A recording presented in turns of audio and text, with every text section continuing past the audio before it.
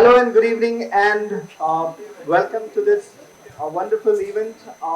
We are so delighted to be part of, Rasheeduddin Khan's dialogue, and I would request one of the founders of Lamakan, Ashar Farhan, to kindly introduce about the dialogue. What is this dialogue? The conceptualization, and also, introduce the speakers.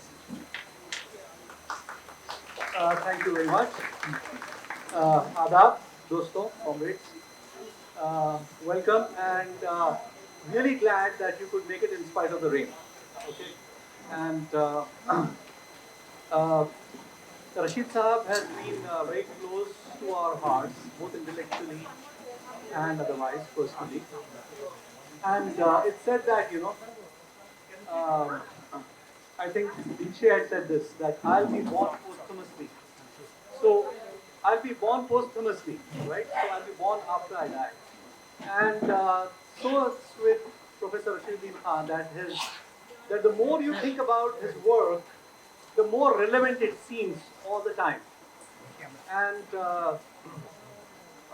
my father owes his career in many ways to Rasheeduddin Sahab, and he has been talking about this for years, saying that what Rashid Sahab has been saying is exactly what we need today. So over a period of time, we got in touch with Anusha and we decided that we need to uh, we need to reread and you know reintroduce ourselves to Professor Rasheeduddin Khan. So Professor Rasheeduddin Khan has been an intellectual, an academician, and more importantly, an institution builder of a very rare variety. He had the ability to pull in people from various different, streams and make them work together. His work span, although he was of political science, his work really, expands from social sciences. He was part of the ICSSR. He was one of the founders of JNU. He worked very closely with academicians in Hyderabad and outside Hyderabad as well. He comes from a family which dedicated itself to academics. Okay, his brothers were part of, Professor Wahiduddin Khan was a founder of the Center for Economic and Social Studies, which is a premier think tank for the state. Uh, and Bashir was vice chancellor of Jamia as well. So all in all, he has been, apart from the family, his own contributions have been immense to the academic world, both as an intellectual and as an academician and as an educationist. So we will explore his work. I don't want to talk about his specifics during the conversation itself. Okay, and for this, uh, we actually went through almost a month long, at times extremely to use a candid discussions about who to call in. But finally, we figured that Saba was really an ideal person because she has known Rasheeduddin Saab personally. She has worked very closely with him uh, in certain ways. And the topic of today, on which he wrote a book on federalism, is something that is very current right now. I mean, we are federalism is under attack through various ways. So Saba needs no introduction, of course, because she is one of the big journalists of India, and the mark of a journalist these days is that you are threatened physically.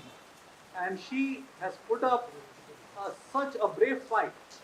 Okay, I mean, compromise in various ways, compromise because of her identity, compromise because of her gender, most importantly, compromise because of her politics.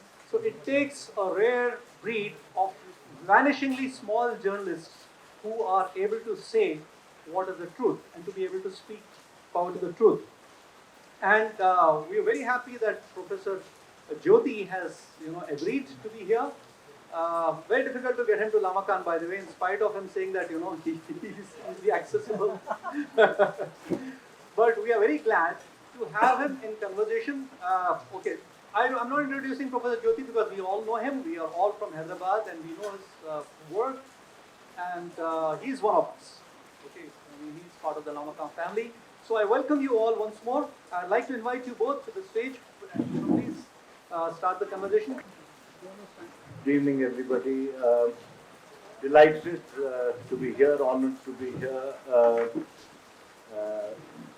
paying tribute to a tremendous individual. I did not have the privilege of knowing uh, Rashid Saab, but I heard about him from somebody I greatly loved and admired, Professor Javed Alam, who's also no longer with us.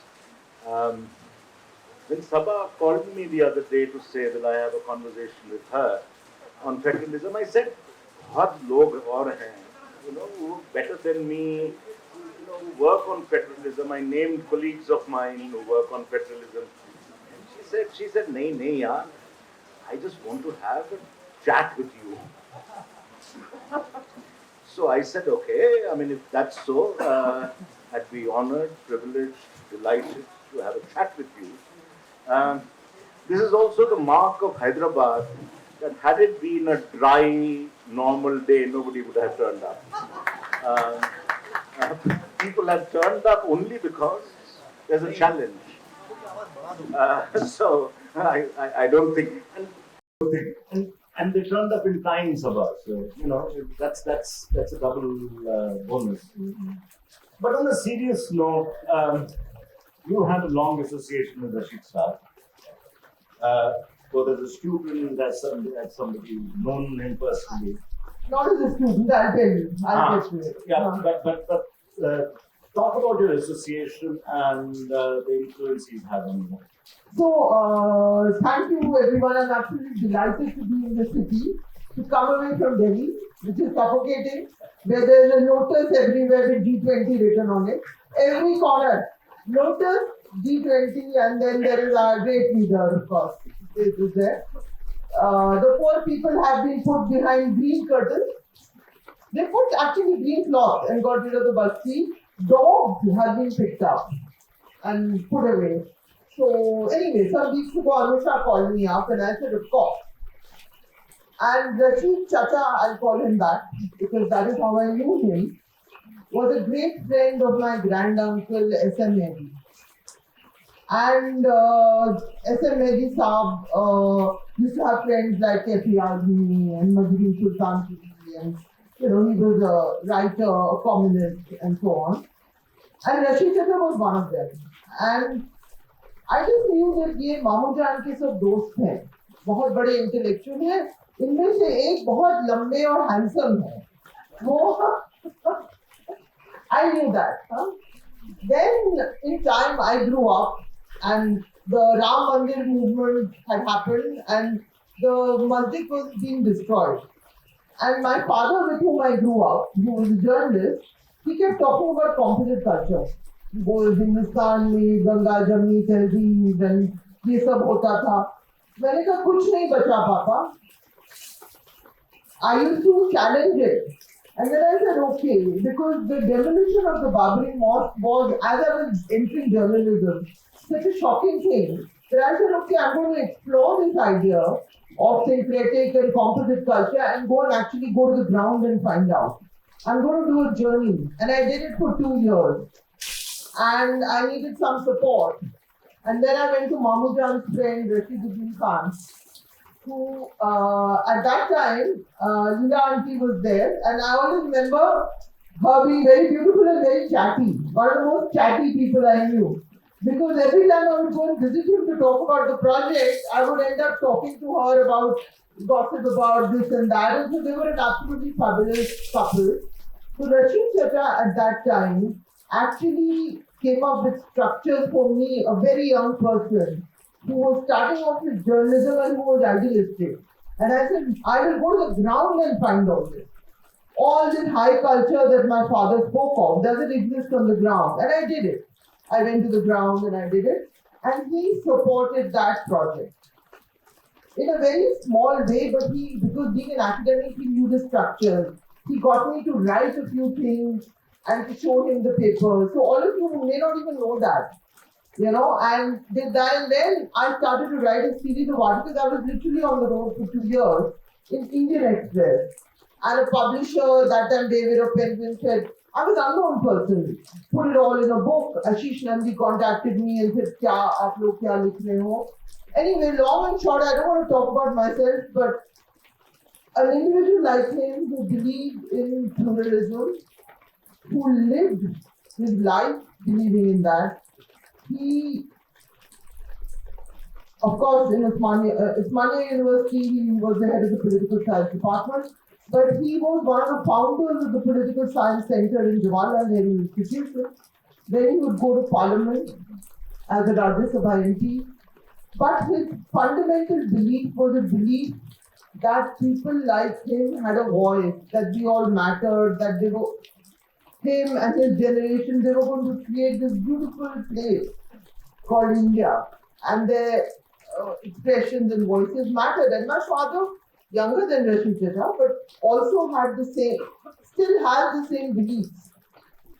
So today, more than ever, I think it's wonderful that Anusha, you and all of the family have decided to do this in his memory, because it's not as if when things die, as Farhan said it, that it's over. Because the irony is that that book that was published years ago, I suddenly, there's a Marathi edition comes out by the Dabolkarites bring it out, and last year it wins the Sahitya Academy Award. The same thing about composite culture, and they're taking it to little institutions in schools. And that was possible because of your father. I was just floating around with an idea, because I believe that my father's perception of composite was in the realm of poetry and music, which is high culture. What is it on the ground, which is what I was searching for, So, and the 2 years work, so he was very supportive. It was always a delight to go to him. I used to come to your house, and there was a monument opposite. And then in the Jamia campus, or Jamia Hamdard campus, I would visit him. And then it was just the time when it was a last bit of, trying to do something before I also got into the profession and started to cover the BJP of all things. But that is the project that for all my life I've always been the most thrilled with, and the fact that some group out of Maharashtra picks it up, translates it, takes it to schools, and it wins an award in 2022. That was delightful, So it's not over. When we think something has died in India, it comes back. So thank you for having me here, Anusha. I thank you for initiating this, and Nilanti, I'm very pleased to see you looking so great and spunky, and all of you, and this wonderful place called Lavakan, for Jyotir, for agreeing to do this with me, and thank you all. Thank you, Saba. What you said, a follow-up question, and then we'll talk more. So what did you find on the ground? Because I quit academia once to find the real world. The real world turned out to be more illusory than the lofty, isolated towers of academia. So what did you find on the ground? That's the first question. The second question follows from that. Your father believed that we had a voice. Rashid Sahib believed we had a voice. Do we still have a voice? So I think the topic, Anusha shows that. One of it was freedom, right? One of the words in that topic is freedom. So I think what I feel like, Jyotirmaya, I won't tell you what's in the book because it's a lot of things. I go to a village, for instance, in Bengal, and I find that everybody there says, I am both Hindu and Muslim, and they actually are. They actually are. They they follow Islam, and they are professionally Hindus in their cultural religions, and they're ostracized by traditional Muslims, but they have their own community. So it was stuff like that. I spent months on the road. It was a lot of fun. You also find contested sites where a Sufi shrine is taken over by Hindus because Muslims abandon that site of faith. In some cases, one section of Muslims wants to hang on, so it was interesting. I found lots of things, but let's not talk about my work, what I did. Let's stick with the ideas of this. So I think our freedoms, all of us here, I see all of us here, we have to negotiate a space, and as do you. It's not that our voices don't count. Kabir has made this Bajrangi Bhaijan in his own way. But it's like we are in a, I feel I'm in a matrix, because I've had cases, stupid cases filed against me. So I'm walking like Keanu Reeves or something, and some ray is going to hit me. So how will I survive this matrix? It's like a sci-fi movie. And sometimes I wonder, yaar, Delhi छोड़ो, कहीं और जाके बैठो, because that city where you all grew up has become a very, very dark place. In the last 3 years, we've had, since 2020, we've had 3 riots in Delhi. I don't remember, I remember the 6th riot, but we've had 3 Hindu-Muslim riots. One, and I include the latest being in Gurgaon because it's the national capital region. It's happened in Gurgaon, which is not far from where I live in Mehrauli, which is not far from where all of you were in JNU. And so there's a darkness around it, but I feel nobody can stop. Because we all still, it's not just that you only get love from one set of people, you also get love from a lot of people. And I think we all have to acknowledge that somewhere. It's just that the personal has to recede, at least I feel that, and it's the political that comes center stage. And you're always negotiating that space. And I think one can only survive that with a certain level of sanity, control, empathy for other people who suffer in different ways, not just the communal way. It's very traumatic at times, no doubt, But Jyoti, let me ask you that, because Jyotirmaya is somebody who I have referred to his work on the ideas which have shaped the Hindu right. Hegdewar, Golwakar, I've used his book as a reference because he used to be a journalist. He ditched all the things that I still am. First he ditched journalism, then he went off, then he ditched Delhi altogether. He said it's insufferable. He ditches journalism, he ditches Delhi, and he becomes this intellectual pundit on the Hindu right. And now today when I called him up, he said, since then I have done work on Gandhi, and now I am attacking Gandhi also. So I said, I was going to ask you, what is this Hindu Rashtra we're going to end up in, but he's attacking Gandhi these days. And something about Sanatan Dharma. All this today morning I learned. When I said, Jyotir, how are we going to talk to each other? What are we going to do? What is your, so he told me this. So Jyotir, tell me about your thoughts on where we are located right now. Philosophically, metaphorically, in reality, where are we now? I think first of all, leaving Delhi is a good thing. Ghalib recommended it. हम सुखन कोई न हो, हम ज़बां कोई न हो. Said ऐसी जगह जाके रहो ना. So I think the Ghalib had to be taken seriously. So leaving Delhi is wonderful. I see Vidyaji in front of me. She's also followed my illustrious footsteps for once. Left Delhi. I think on a serious note, I don't think I attack anybody. I question, I interrogate a small part of Gandhi, his typology of non-violence, his concept of non-violence, and I don't attack it, I question it for him having located the whole idea of nationalism, of non-violence in religion. But there's something interesting happening there. So you asked me about Sanatan Dharma and so on and so forth. And of course, you take a literal definition of Sanatan Dharma, old, ancient, timeless, abiding, blah, blah, blah.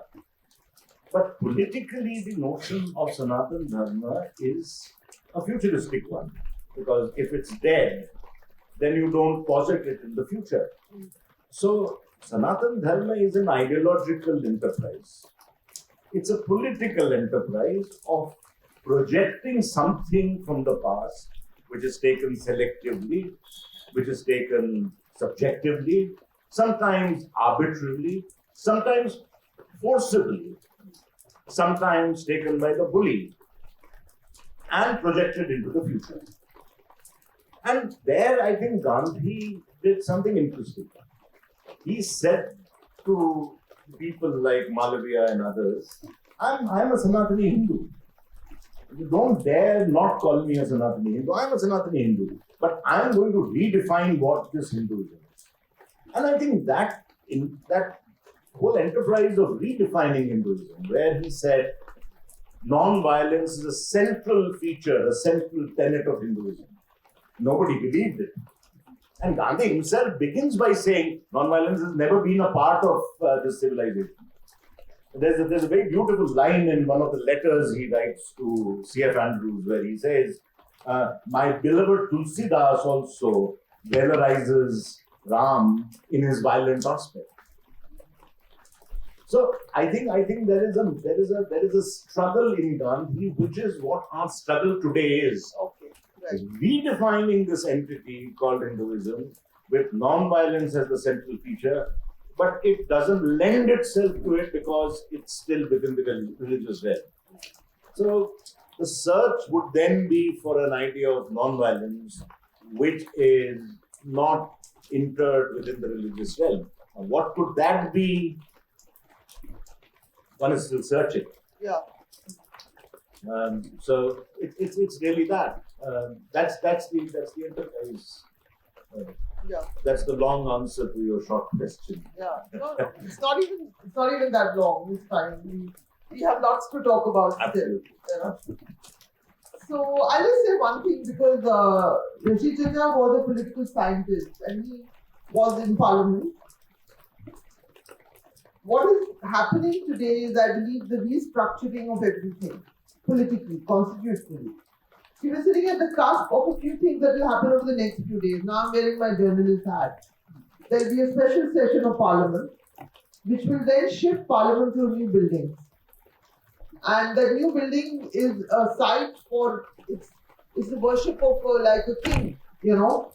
Our political dialogue has shifted. The language of politics has shifted from the idea of rights of people, haq mangna hai, which is what a lot of movements were about.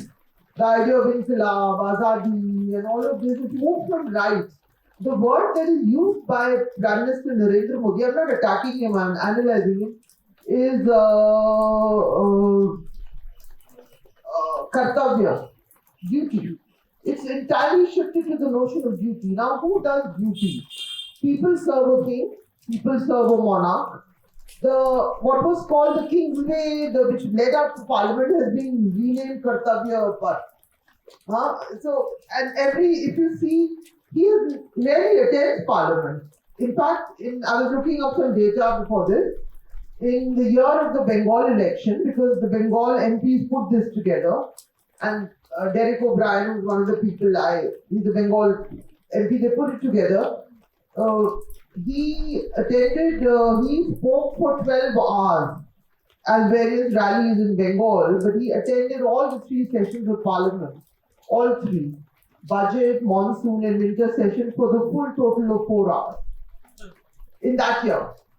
But in this year, because he had to speak in Parliament just recently, because the session of no confidence motion was postponed in, he spoke for 2 hours in that no confidence motion on Manipur, and he hardly mentioned Manipur. He spoke about everything else.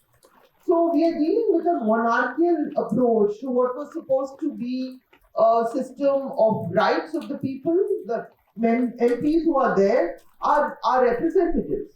But it's all being transformed, and it happened rather easily in some sense, is that it's a monarchy there now. It's happened rather easily, not because everybody all the time worships Narendra Modi or the BJP. If you look at both things, it doesn't add up. The vote is 37%. It's a first past the post system, and we get into various political, formats which operate in this country. It is more the hollowing out of our political system by other things that have happened over the years, which is political finance has never been scrutinized. And the Congress didn't allow it. And today you have the BJP taking all the political finance and sending all the opposition to jail for getting even a little bit. There is no scrutiny of political finance. You cannot become an MP without lots of money. So the system has also become inherently corrupt, But now what is about to happen, I think in this forthcoming special session that's been called, First of all, of course, the Prime Minister will praise himself and everybody will praise him for the moon mission, Chandrayaan. And then he will praise himself for G20. And everybody will praise him and he'll go on and on. And it's a photo opportunity because there is complete control of the media narrative. So critical things, nobody, I mean, how much have any of us seen any deep dive stories out of Manipur? Nothing. You won't see it. So it's all, we are living in an age where the media has been hijacked and the phone, the medium is the telephone, you know, and we're going to do that and then we might see structural changes coming in about one nation, one poll, can you have simultaneous, those are technical issues which I can hold forth on it because I know all of it, but Rasheeduddin would have been interested as a political scientist, but I don't think the audience is interested. But in generalities, things are going to happen in this year which are going to structurally change some concepts in India. It's very possible. Nobody knows. That's the beauty. This is, we're all supposed to know, but no one knows what is coming.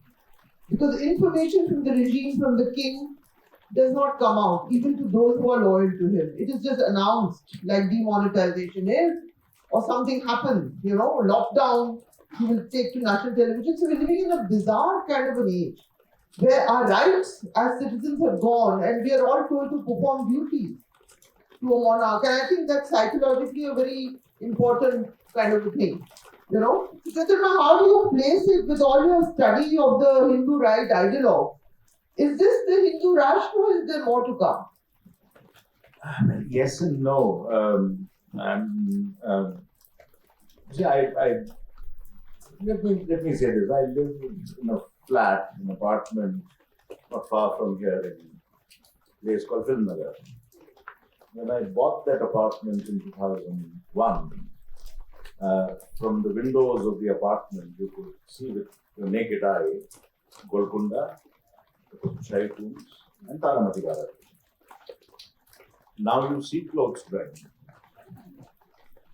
Now, Indian democracy is a bit like that. We enjoyed it for 70 years.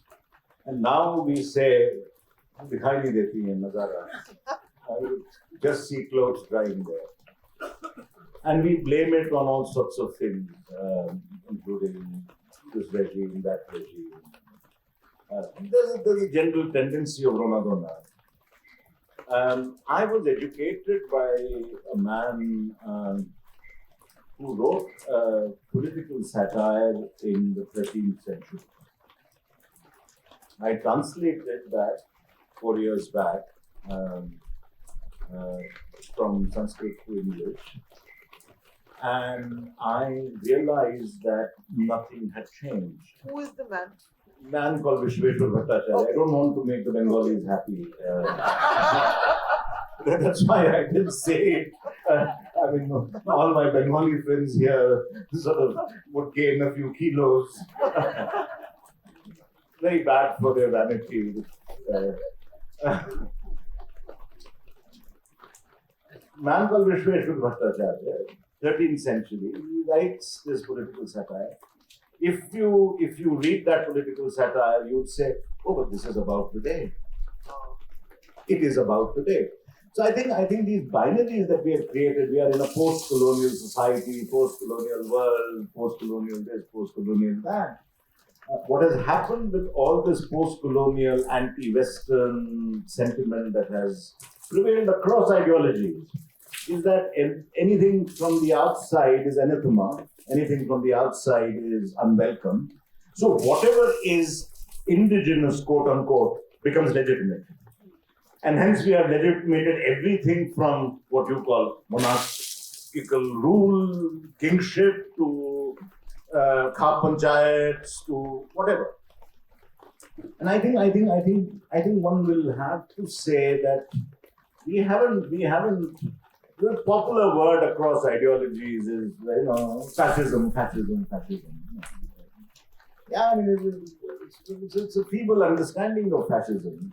Because what we have actually done in this country is gone back to the pre-colonial. Our own. The king in this 13th century play is called Anaya Sindhu, the ocean of disorder. His minister is called Kumati Varman. His commander-in-chief is called Rakta Kallol, and so on and so forth. Now, these names mean what they mean there at that point of time. It's a corrupt society. There is a critique of religion. There is a critique of politics. There's a critique of morality, ethics, everything. So I think one will have to take a non-Delhi centric view, a view from the Golconda, and say, I think we are sliding back to something which we always had. Yeah, of course. And that we are now clinging on to something which, on the one hand, we want badly, liberal democratic institutions, constitutional government, and so on and so forth. And on the other hand, we keep saying, oh, West में ये होता है, West में वो होता है, West में ये होता है, colonialism, the colonial mindset. Across the spectrum, ideological spectrum, whether it's the left or it's the right, they use the same rhetoric of, the colonization of the mind. I think the colonization of the mind means very, very, very, very fragile, very, very imperfect constitutional democracy. Hold on to it. Don't throw the baby out with the bathwater. I'm not in a position to throw anyone out of the bathwater. I am being thrown out of the bathwater. So, We are all there for you. Don't worry. Shift to Hyderabad. But talking on the issue of federalism, I think all of you are particularly blessed to be in this state so far because you're protected. Otherwise, in North India, of course, people have voices. I mean, you can't turn around and you cannot come to absolute things. We've just seen this super success of a movie called Jawan, starring a Muslim actor whose son was sent to jail for a month. There's no doubt that he is a Muslim because he ends every conversation with Inshallah, that will happen, Inshallah, that will happen. And he's also made a film saying, my name is Khan. So whatever it is. Just as today he's tweeted that congratulations to the Prime Minister. No, it's fine. I mean, I understand. When you've got so much money riding on you, you've got to, whatever. So there is nothing absolute. And I went to the hall, it's like there's a festival of movies going. It's not like a normal thing happening with this film now. It's like people are celebrating it. And the films, I mean, Pathan was a terrible film, but everybody was having such fun. This is much better, It's just like, I've seen it because I have a kid who grew up with Shah Rukh Khan now. All this Kabhi Khushi Kabhi Gum, all the songs and all were part of her life. And she's now about to be a lawyer, and so she was at home, and we are going to see, before the lockdown happened in Delhi for G20, we saw it the first day, afternoon show. I was amazed, like my jaw was opening up because everything was here and there, it was all adding up, but there was messaging there. And I presumed it must be the South Indian impact, because I don't know, because I've never seen much social commentary except My Name is Khan. Shah Rukh Khan lived in a bubble, where he was Raj, and there was the only pain you felt was heartbreak, right? Now there was pain of everything in this movie, from capitalism to farmer suicide. You should see it. But I felt very empowered because I said, if this guy can do it and people can love him so much, the story is not over.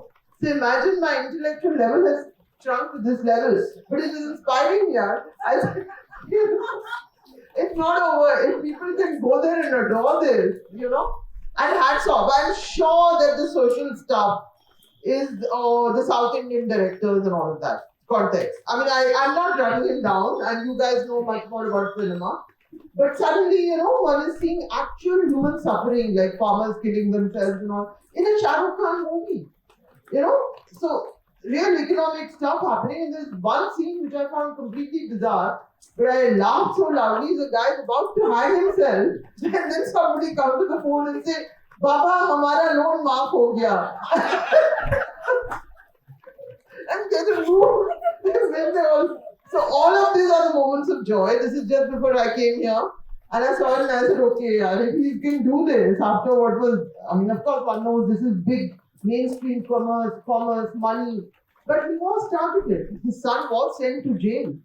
It's worse to have your kid suffer for your things, I mean, I have landed up in police stations, been interrogated, all of that has happened to me. But, so,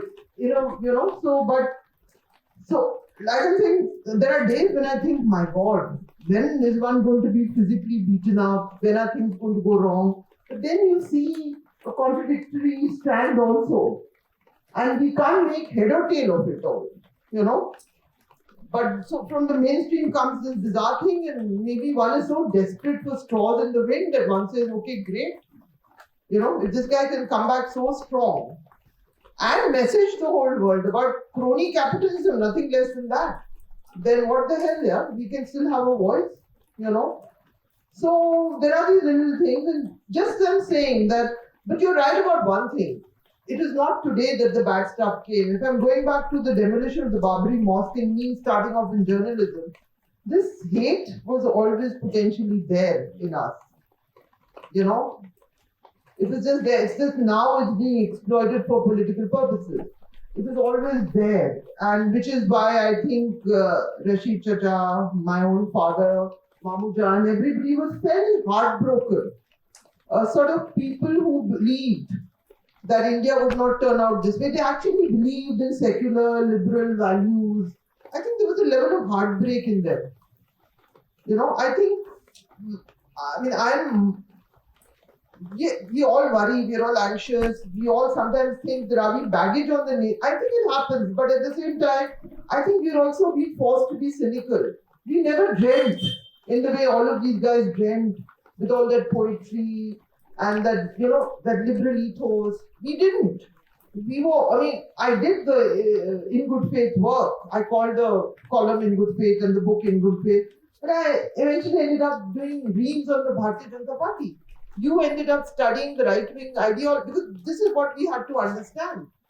So for years I would cover them. Now there's no point covering them because nobody can get any information out of Narendra Modi. All you can do is have a sort of vassal with monarch thing. He doesn't give interviews unless it's stage managed. There is no information as a journalist, I can tell you, that comes out even with reporters who are close to him. Not close to him, who are loyal to the regime. Nobody is close to him in that sense. So it was a different. So right now we are seeing a structural problem. The media is completely full out there. Institutions such as Parliament, there's no respect for the institution of Parliament at all. But there will be a grand building which all of you will see on the 19th or 20th of September again. You will see rituals. You will see havans. You will see so much of religiosity within the premises of Indian Parliament. You'll see symbols of faith being brought in all the time, which was agreed when our nation was created. That will not be so. But if you watch the visual of everything, even G20 they have made sure that certain symbolism is there. I don't want to elaborate on it. And then you have institutions, election commission, enforcement agencies, it's all being handpicked by regular people. So again, I get back to the question, Jyotirmaya. You can sit in Hyderabad and feel you're better off. But how do you know it's not going to just come in a trance? No, I don't think I am any more secure than anybody else in Hyderabad than you are in Delhi. The point is this, and you said it yourself. I think this whole phenomenon is, and I shouldn't be misunderstood here, a little too much of a North Indian phenomenon. We have a different take in the South on all of it, a different perspective. And there is also, I think, an element which people in Delhi at least don't seem to agree with me on, which is when you say you can't get a word out of the Prime Minister, he doesn't give interviews, there's no information coming out. Why don't you guys ignore him? And if you ignored him, that would be the end of him. Would be the end of the ideology. Ignore him. It's called estrangement. How do you do it? Somebody asked. So there is this man, the poet Brodsky, sent to the Gulag by Stalin. He writes a poem about Stalin and says Stalin's moustaches are like the wings of a crow.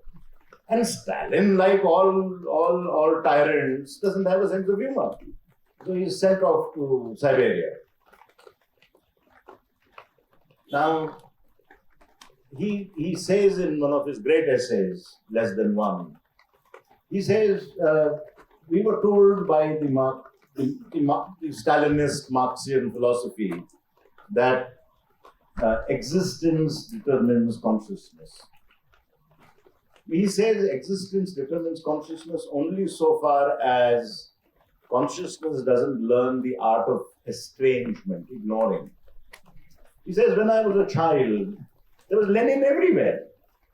In the school, there was the cherubic baby Lenin. Then there was Lenin haranguing the masses. There was Lenin leading a movement and so on and so forth. And he says, there came a time in my life when I switched off Lenin. Just switched off. Ignore. Ignore the persona, the person, and a lot could be achieved.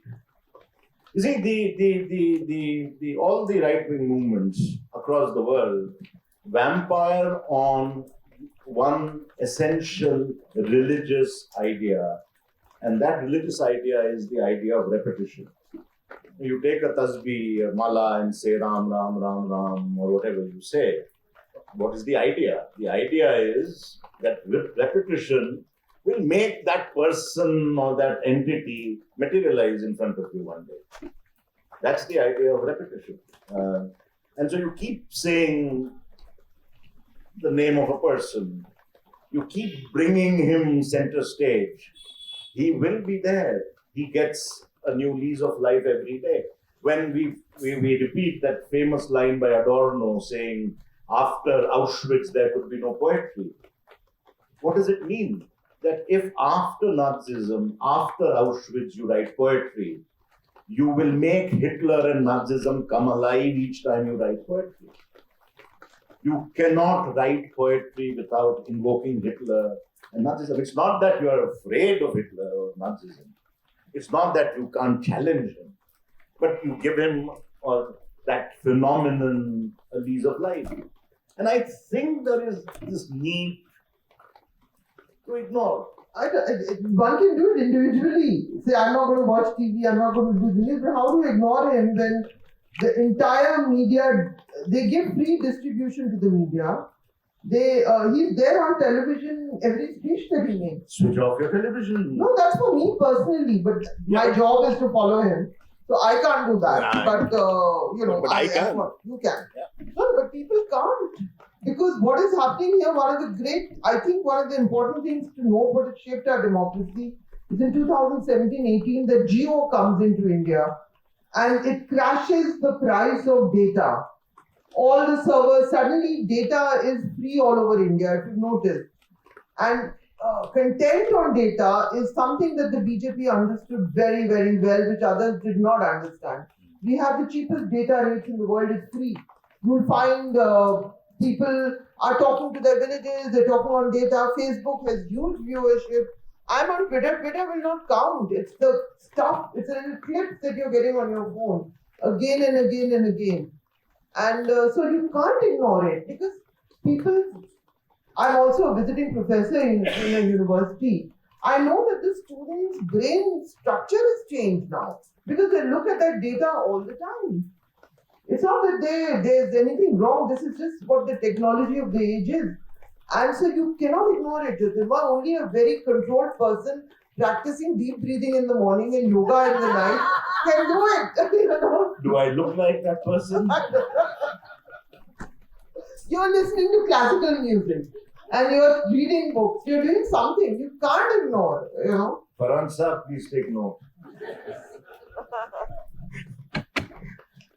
But yeah, no, I wish it was that easy, but you can't, So I think we have a new sort of way of just communicating, and No, there are clips of his which are all over media. There are, Yeah, but Saba, the question that I want to ask you, with your tremendous experience, how then do you forge, if you don't ignore him, you say you can't ignore him?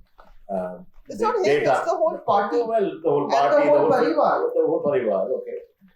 Then how do you manufacture a new vocabulary of dissent? No, I think it's there, and I think you cannot ignore it. So, see, I'll tell you one thing which I think is important for people from Hyderabad. There's a very well-known lawyer called Chandra Uday Singh. He's a constitution, he works in Delhi. And there was a retired Supreme Court judge called Rasheeduddin Khan.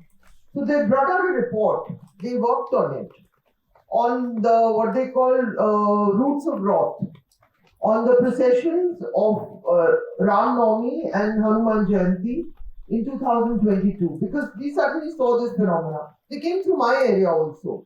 We saw the phenomena of religious processions all over India.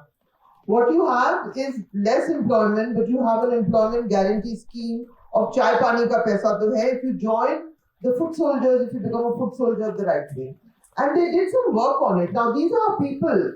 Rohington is one of the best legal minds. Arun Jaitley, who's passed away now, once told me, one of the best legal minds. He wrote the introduction to it. And Chandra Uday Singh is a phenomenal lawyer, corporate, and he shifted to Delhi from Bombay. So he invested his own time and money into putting this research together.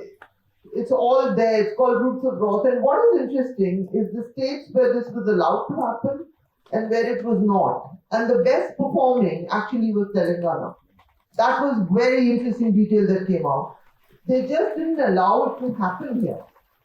But in many other places, it suited the politics of the space to allow these processions to move through. Happens now. They've allowed it now. They've allowed it. No, today I was reading the Hindu paper. They are postponing the. You still do? You still do? No, I got it in my hotel. No, but I do. I do read the Hindu and I read. You know what Rajaji had said about the Hindu? What? It's a bad paper, but a good habit.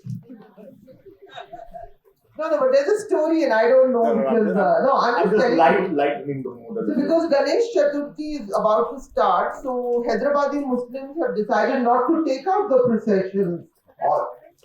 No, today again it was in page 1 of the Hyderabad edition of the Hindu. My father talked about it always. Yeah. He said it always worked together. And everybody, each community supported the other. Yeah. But look what happened in Haryana. They took out processions, they went directly to a Muslim dominated district and they were allowed to do so. So this has now become, it's not something random that I'm getting, it's now a planned exercise. So this work that Chandra Uday Singh has done is phenomenal work.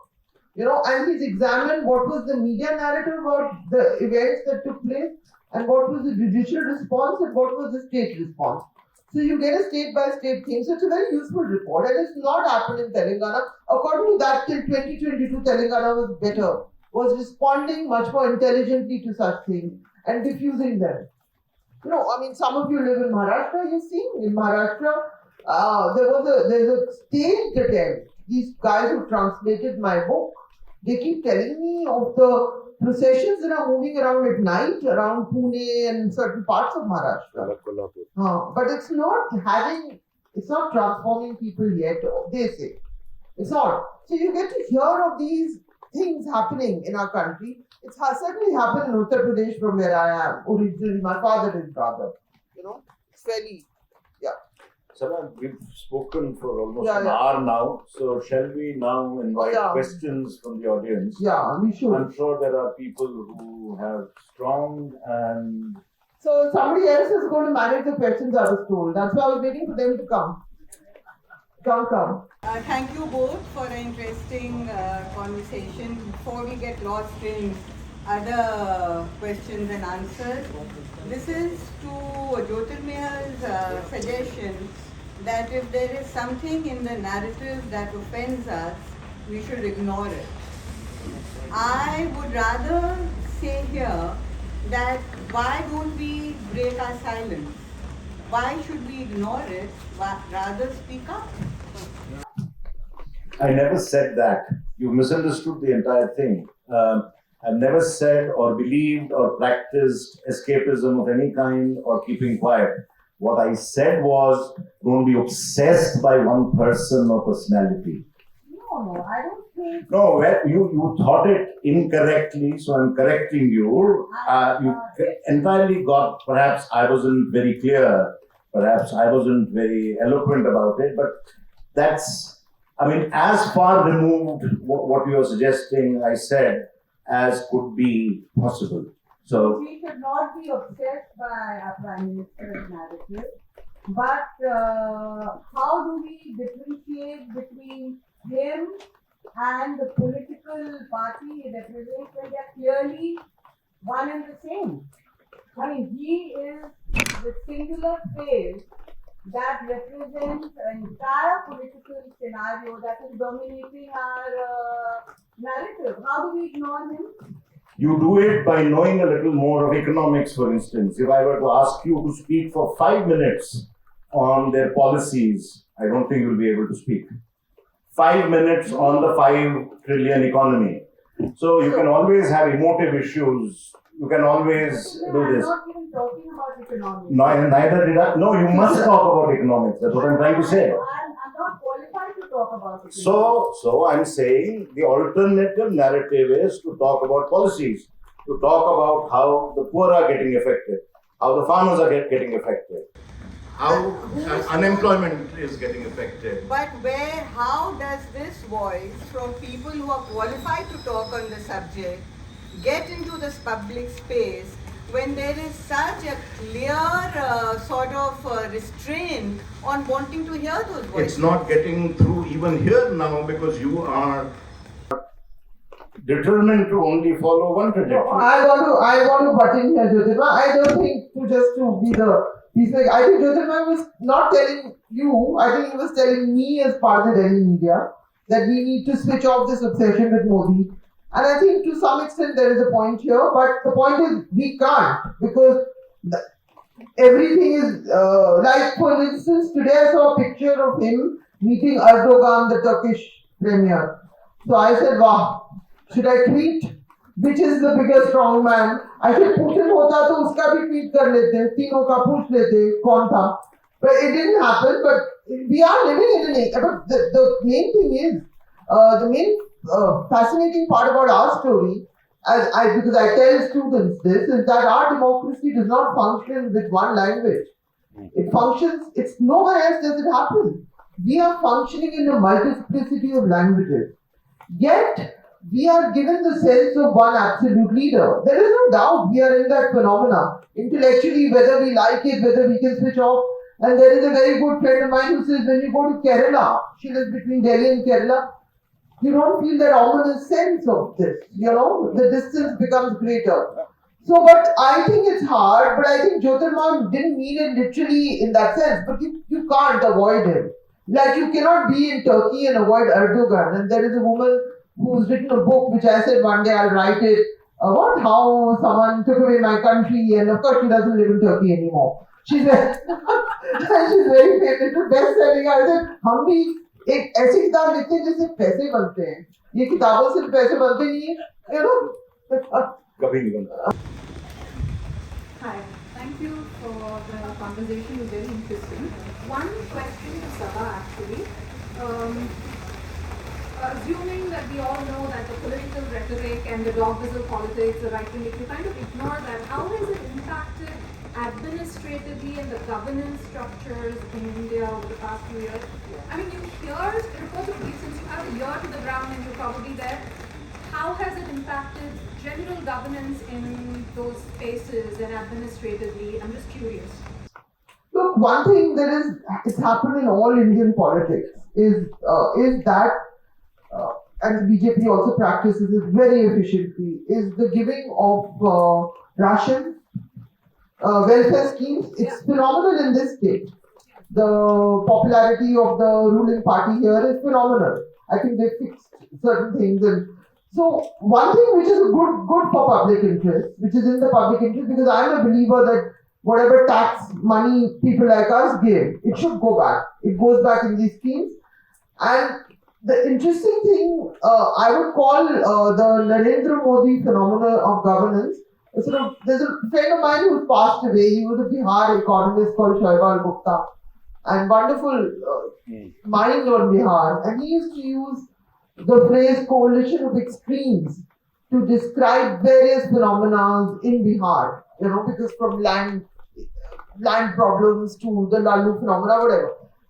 Narendra Modi is also a coalition of extremes. There is big business money at the top, the Adani story and so on, but there is also a lot of welfareism, not going in schemes that empower people or give them jobs, but what you're doing in a very poor part, you're doing in UP and Bihar. I'm not talking about places like this where people want a little more. UP and Bihar, you're actually doing a very efficient ration outreach. And so, for certain castes within that area, would you vote for?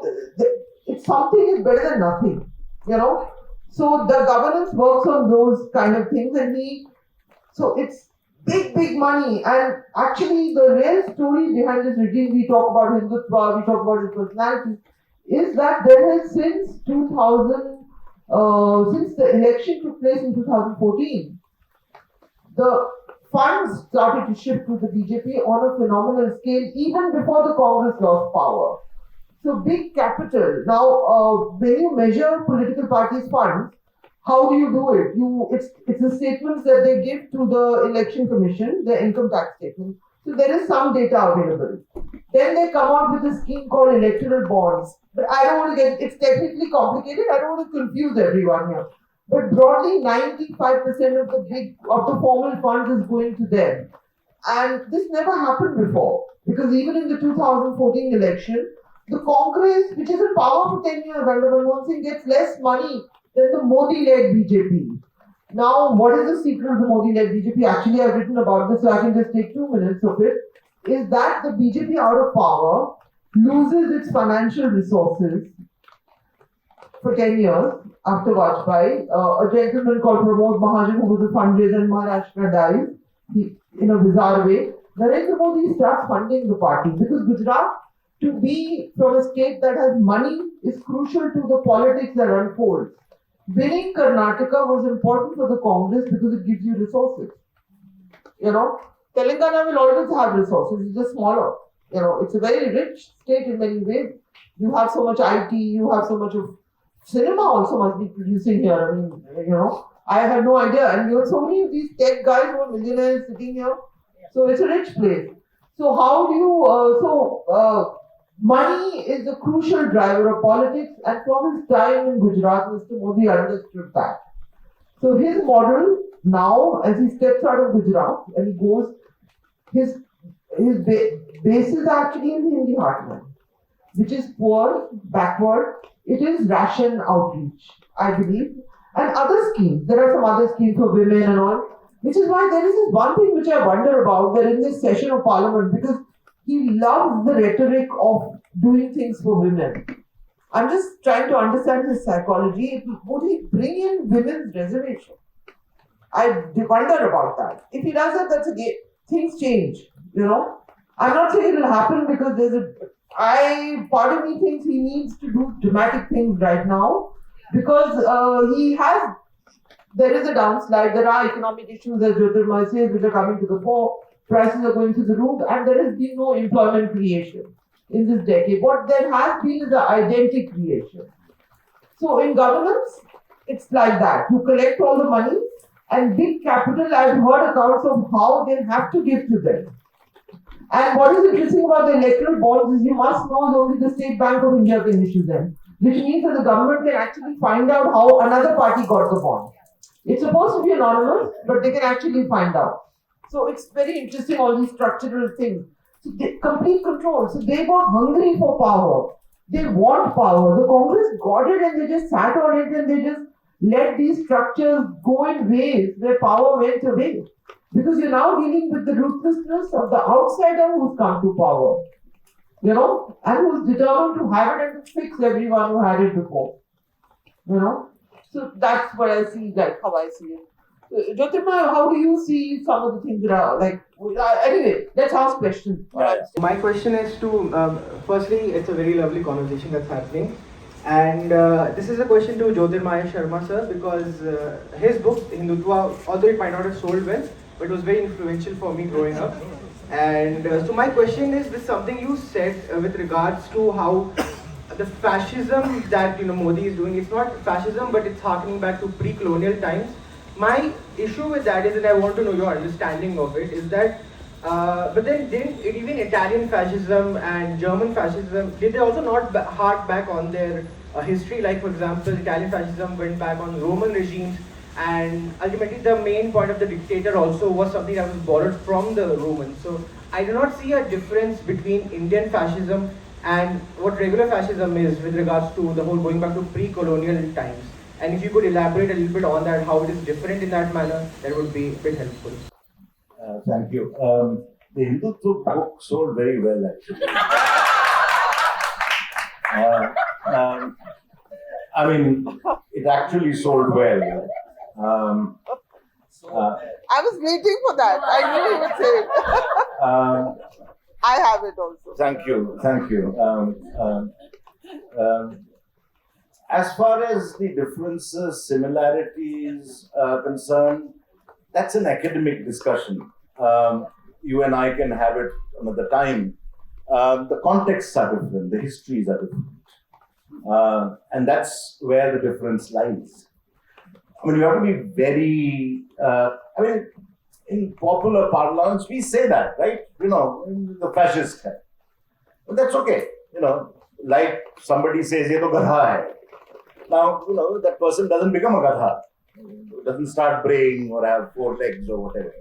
So, the popular speak is a different matter. But I think there are significant differences. And as I said, in the pre-colonial, in our own tradition, there is enough. I mean, I call it the Rajadharma Dandaniti nexus.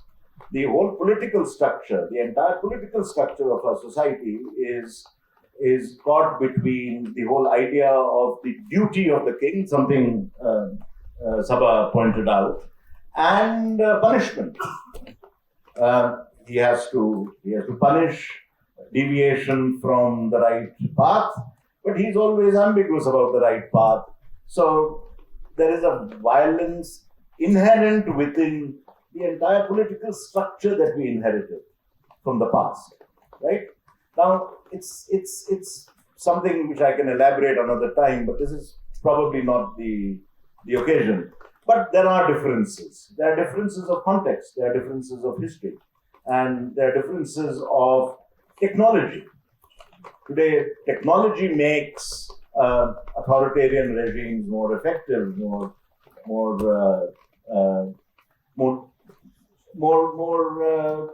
accessible to these tendencies than you had in the middle decades of the 20th century. So those are the differences.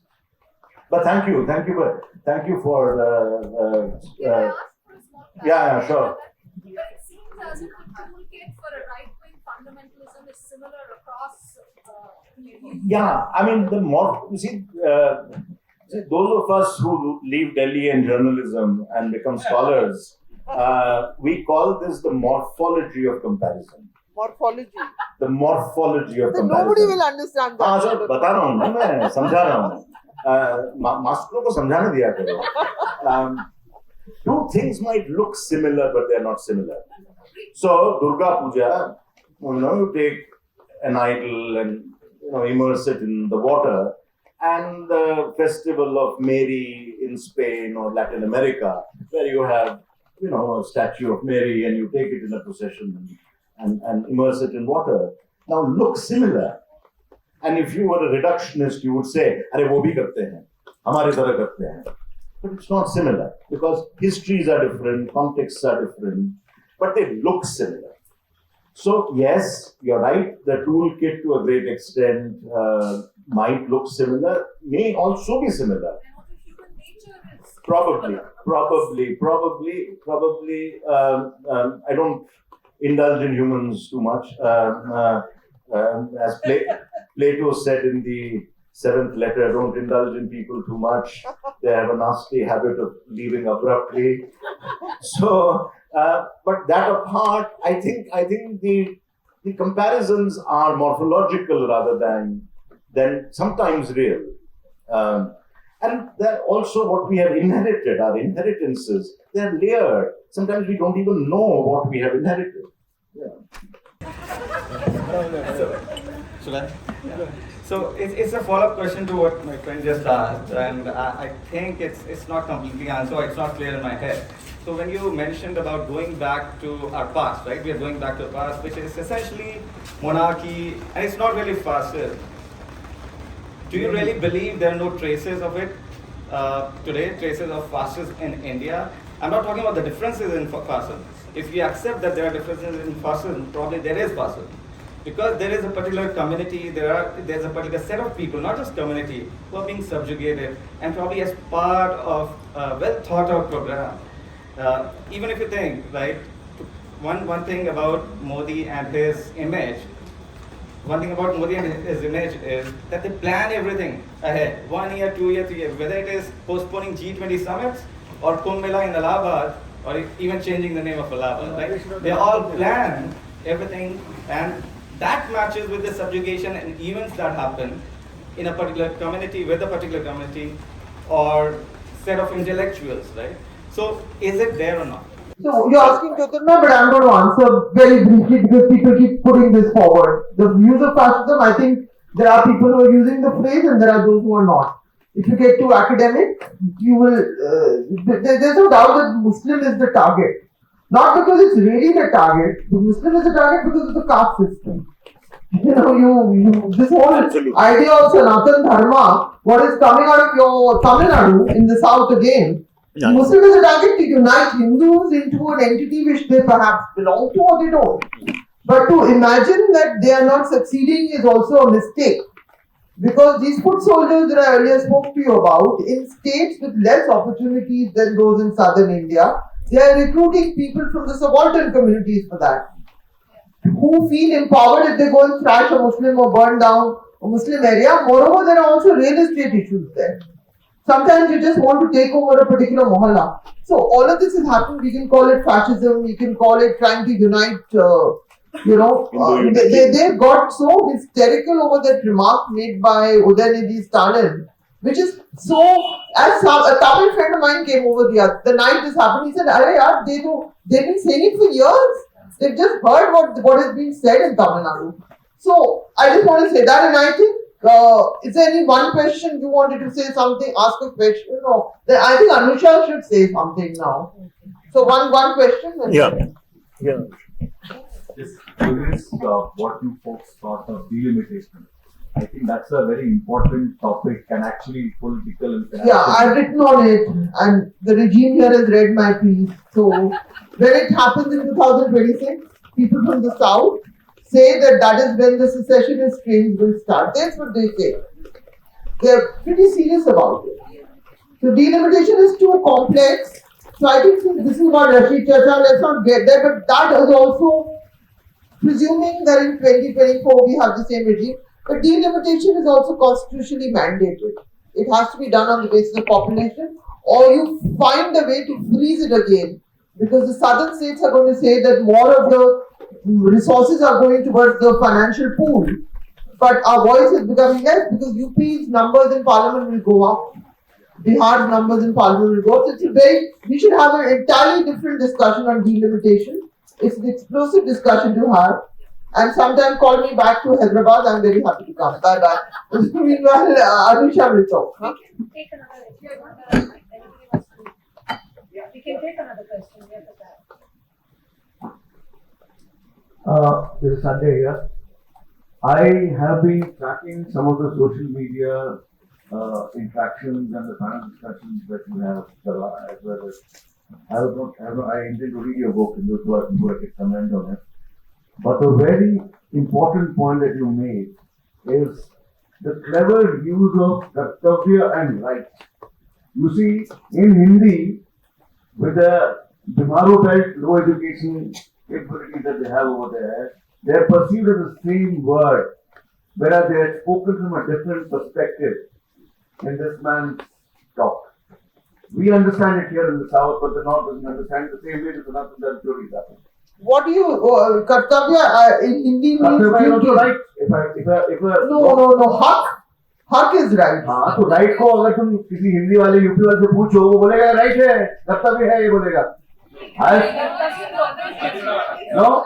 Okay, because I have faced this story in Meerut when I was there my 10th in St. Mary's Academy. I have interacted with the guys, and the similar stories have actually come out when we are doing our books and civics and interacting, etc. Yeah. So there is a very clever use of duplicity in the language that this man continues to use, and I disagree with you when you say that you have to bear with it. No, we have to use a combination of ridicule and direct confrontation with these guys to actually minimize the effect of this particular talk.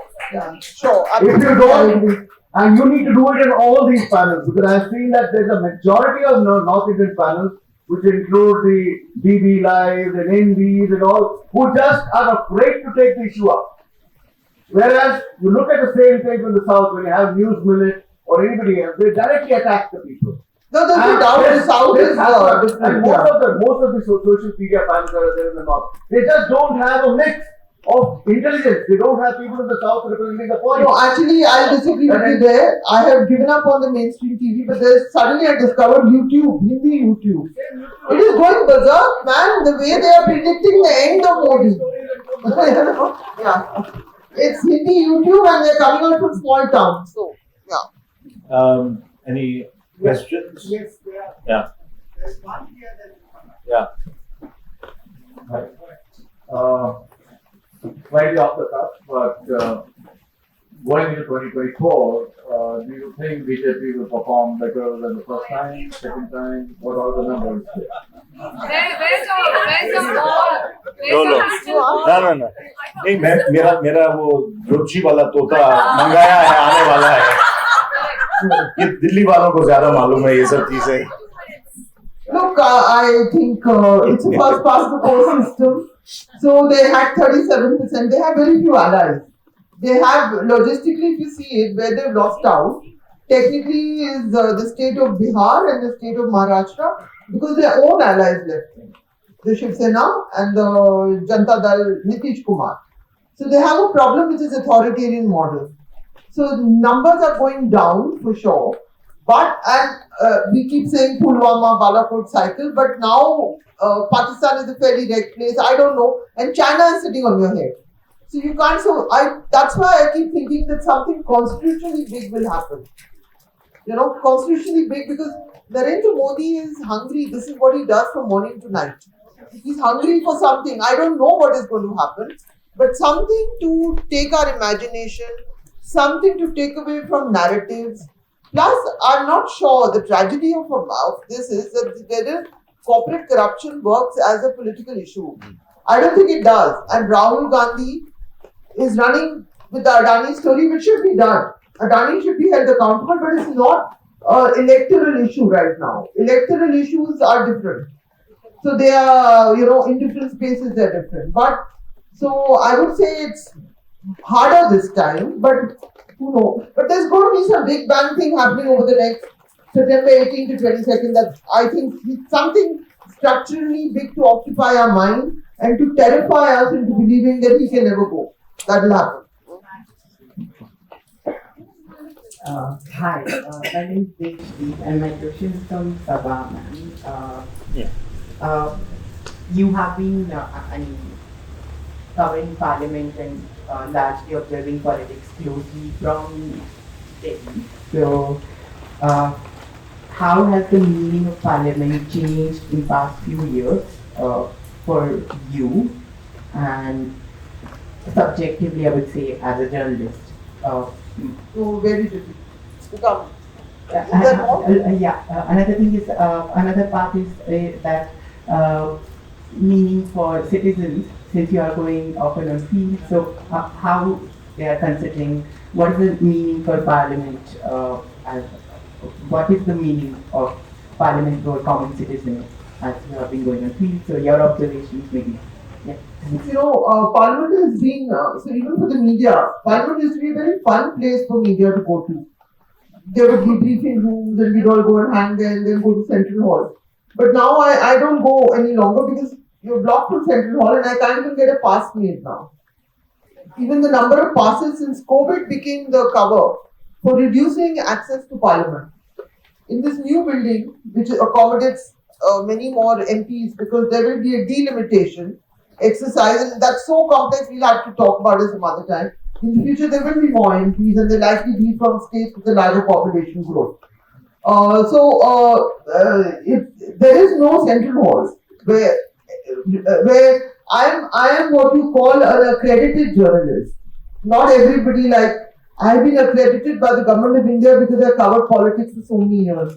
So I'm technically supposed to be able to walk into buildings except the Prime Minister's office, right? I should be walking and I have that ID. My accreditation gets resumed every year because it's my own peers who know that I've done that kind of regular work. Now, digital journalists don't get all that. So people in the wire and all will not get it. But what's happening even with that now, I can hardly enter anywhere.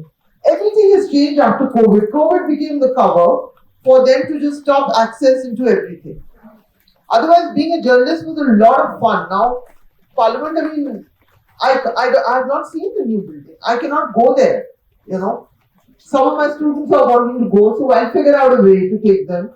But everyone says it, everyone writes it, but it just doesn't get traction. You cannot go. There is in fact a book which is Derek, the TMC MP, he was a quiz master earlier. He's come out with a book, Who Cares About Indian Parliament? It has a lot of good data in it. Very, very good. He just sent me a copy. He praised his own book in the covering note, but he sent a copy. Yeah. So this is to both of you. You did mention about the culture and procession that we are seeing around. So how do you look at the present regime is also trying to hijack and appropriate the cultural symbols as such? Especially if you look at some of the local festivals, the goddesses festivals that we celebrate, the Bonalu, but again that Savarna castes will come and hijack them as well. So in a way that they are also trying to have their this consolidation of the Hindu vote in some way or the other. So can we also have a different, altogether a narrative of where we can challenge the existing, the cultural symbols that they are into? Well, I just agree with everything you said. There is an appropriation. It's increasing, but it's not new. This whole thing started in the early decades of the 20th century. For instance, with Tilak starting the Ganesh festival, right? So it's something which is been there in order to what it's loosely called, bringing about Hindu unity, and it's going to increase much further. Are there ways of countering it? Yes, the ways of countering it is better politics, but better politics is not better politics is not noise. A lot of people think that they are doing politics by simply screaming and shouting. That's not politics. Better politics is making a difference where you can make a difference. You see, there's this tendency we've had. Earlier, my students used to come to me and say, "Sir, ये human rights in Cuba के लिए आप sign कर दीजिए जरा." मेरे को तो मैप में बता भी नहीं सकता मैं क्यूबा कहाँ है. इतनी खराब है मेरी geography. We need to change our immediate environment. There's a long story about trying to convince a driver of mine that after all this regime and what it represents is not such a good thing. It took 7 years. Probably I wasn't very good at convincing him, or perhaps I wasn't screaming and shouting at him about how bad they are, but trying to reason out. But I think the great way, as you suggest, how do you challenge it? How do you transform it? You transform it in your immediate environment. You can't convince your friends. All of us have lost friends in the last 10 years.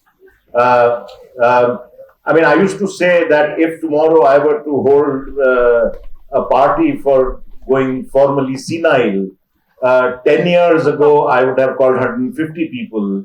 At this point of time, 15 आ जाए बहुत हैं. That's true. वो पिछड़े सभी बारी no one should sort of sit and mourn their departure. I think the complexity of it all is what we must embrace. Time for you, Anusha. So I just want to say that at the end of it all, I want Anusha to come up here and say something. So come, Anusha. Whose idea this all is? You come, Would you come here. would you come? No, please sit, please sit. Okay, I'm not used to doing this mic and phone business. Farhan asked me to say something at the end of the event.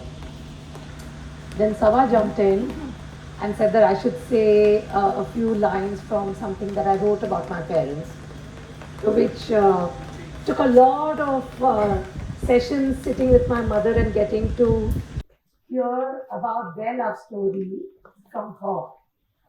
Because my father was the original storyteller. I grew up on his stories. So for a change, a couple of years back, I sat with her and said, tell me how it was for you. So there's a little bit that came out of that, which she agrees that I can share with the world. So I'll start with that. So this is piece one. The story of Leela Narayan Rao and Rasheeduddin Khan in short. I lived with the greatest lovers known to me, Leela and Rashid, my parents. Listening to my father narrate stories of their courtship and the associated drama, I would be in awe and relieved that I knew already how it ends. The young love blossomed in an even younger, newly independent nation. The fact that they belonged to different religions, languages, or cultures was exciting rather than an impediment. They had one exceptional bond, both Mulki and Hyderabadi. My father, born in Afridi Pathan, was a gentle agnostic and academic who embraced secular values like his own skin. My mother, an anglicized Naidu girl, and a deep believer in love makes the world go round. They were ably assisted by a diverse community of friends, a microcosm of this beautiful land. For the wedding, childhood Parsi friends dressed her. She laughs and says in borrowed jewelry. In my mother's words, everyone who met him, my friends and family, fell in love with him. He was that kind of a person. From the moment we set eyes on each other to the point we were able to actually be together was a very long journey of romantic letters, painful separations, fear of losing each other, and deep, intense love. While I was away at university in America, I knew I did not want a life without him. I took a loan from a classmate, flew back, told him we must get married now, and with great joy and dignity, we were united. Muslim Hindu did not matter. He was just Rashid, and I was just Leela. Wow. Beautiful. Wonderful. That's end of piece one. Next one is a lot of thank yous, so just bear with me. My father would get a little sad on his birthday. Maybe because he missed his parents and got nostalgic about his life with his friends, siblings, and extended family from Kubazar. There is nothing more befitting than honoring his legacy on his birthday, today, here in his hometown, among his tribe, discussing issues close to his heart. Thank you. I thank you all for making this happen. Professor Sharma, Saba, Thanks. you gave us hope. You took us to very dark places. You gave us something to take back. I am with you on practicing a little bit of the moving away and ignoring. I agree. Because we have to wake up every morning and look at this. So it's not a bad idea to ignore a little bit. So I'm really grateful for you both to be here. Saba and my family go back a long way. Her first book, In Good Faith, is the one closest to her heart, she says, as it is to mine, and I urge you all to find it and read it. We should get more prints of that. It speaks of a very gentle world behind all this noise that we live in today. We need it. We can do the practicing of the ignoring and read the book. Yeah. So that's like, it will be like therapy. So I find in her a kindred spirit. Farhan Humaira, idhar hai, khade ho jaiye. Doesn't matter. Everybody, शुक्र है कुर्सी पे नहीं खड़े होने को कहा।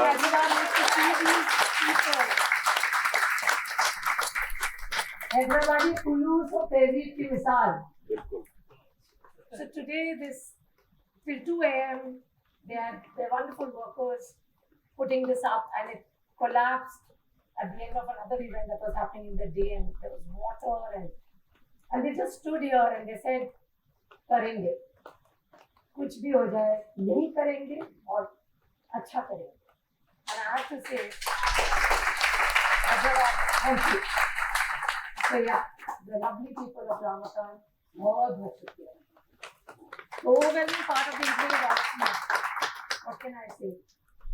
You make us very happy, and we're very, very thankful. My family is here, and we're very thankful for all of you.